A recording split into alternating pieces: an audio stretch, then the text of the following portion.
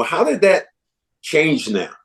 Because we look at guys, for instance, because I have to ask you about John Morant. You've always been a great mentor to a bunch of guys in the NBA.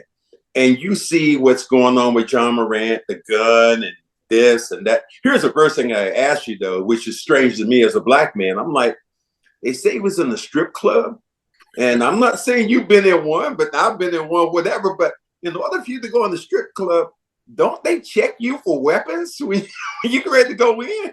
So I don't even know how the hell he got in. But I just wanted to ask you, what do you see going on in his life that is just crazy right now?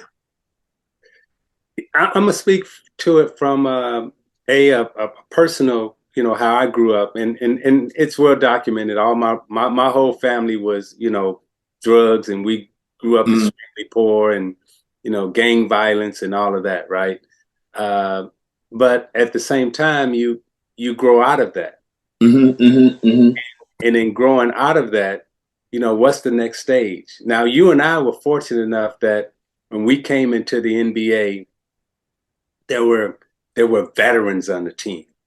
There were old heads around the team. The things that I always admired about the Celtics, right? Whenever you go to a Celtic game, there are damn legends walking around that arena. The Celtics legends are there. Charlie Scott grabbing me and talking to me, and I'm looking at Charlie Scott like, damn, man, you talking to me. There's always legends around that organization. So consequently, you have a history of wisdom and knowledge to pass on. What I see that has happened in Memphis, right, is that when you look at them organizationally, who are the old heads? You got a young team, and it's great to have a young team of 27 and under that's got a chance to do great things in the NBA. But you got a young team of 27 and under, and the average salary is 10 million to 40 million.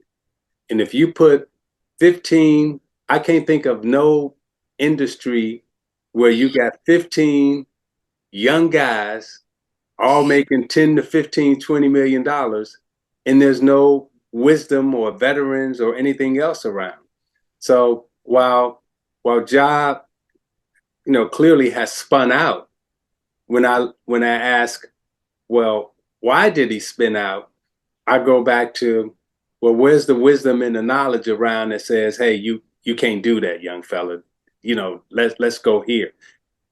There doesn't seem to be a infrastructure around that team that kept him from spinning out. Now that he's out, can he find his way back in?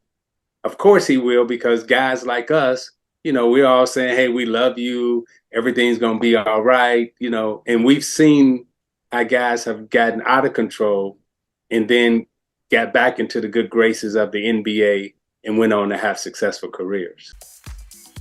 The Cedric Maxwell Podcast is brought to you by FanDuel, the exclusive wagering partner of the CLNS Media Network.